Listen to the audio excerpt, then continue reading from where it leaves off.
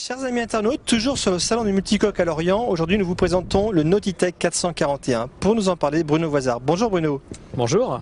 Alors, on connaissait le 440 de 2 barres, le 441 maintenant 1 barre. Vous pouvez nous en parler ? Oui, alors c'est une évolution, c'est un petit peu, c'est une grosse évolution chez nous, c'est-à-dire qu'on propose maintenant ce modèle avec une seule barre, donc un poste central le long du roof, quelque chose de plus classique, les utilisateurs de catamaran connaissent bien, et donc on a souhaité proposer maintenant les deux, avec les 2 barres qu'on estime un peu plus sportif, un peu plus de sensation, ou voilà, donc qui est un poste alors effectivement très protégé si on le souhaite, avec un bimini simple ou avec toute une protection.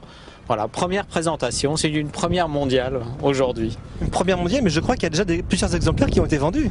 Ah oui, on a déjà bien vendu, parce que dès que ça s'est su, en fait, on a eu une partie de la clientèle, loueurs et privés, qui souhaitaient un Nautitech avec cette configuration. Donc je crois qu'on a déjà vendu près d'une dizaine de 441.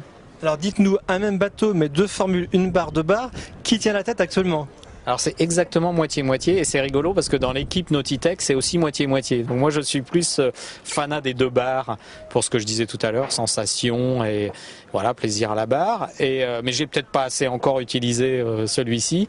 Et puis il y a les inconditionnels qui viennent souvent de marques de confrères ou qui ont été beaucoup utilisateurs et qui préfèrent. Alors voilà, c'est vraiment 50-50. Donc ici on a un poste de barre qui est vraiment très abrité. Est-ce que tous les bouts, toutes les écoutes reviennent ici pour la navigation ? Alors tout revient ici, drisse, les bosses de riz, on peut même avoir un winch électrique qui fait l'ensemble. Donc en fait on peut faire toutes les manœuvres, hormis le SPI qui va se faire lui sur le pont, mais on peut faire toutes les manœuvres du cockpit. Est-ce qu'on perd pas un petit peu de visibilité sur la droite, sur tribord ? Alors c'est différent, c'est-à-dire que d'ici on a une visibilité par exemple là sans voile qui est exceptionnelle par exemple pour les manœuvres.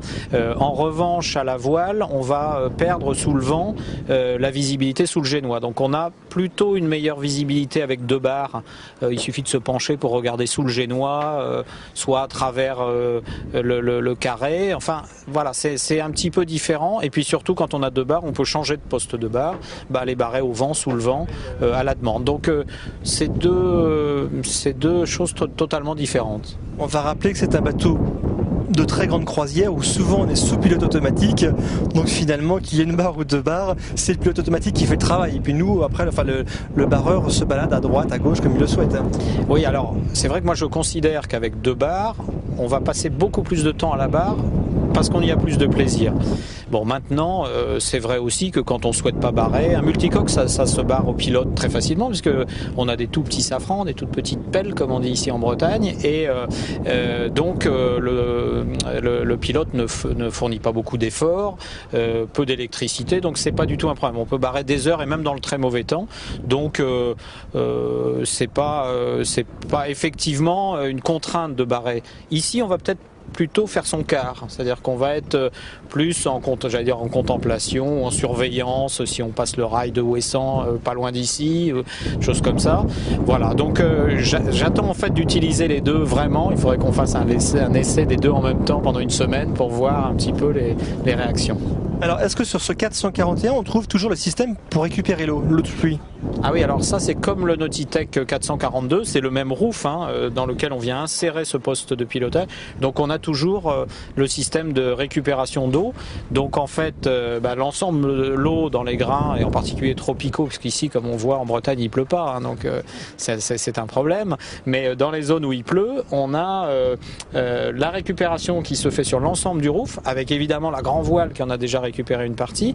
Et cette eau elle est testée, donc c'est une option qu'on propose. Qui a mis un certain temps à être au point, qui teste l'eau, puisque au départ, l'eau qui est sur le roof va être un peu salée, un peu sale éventuellement, etc.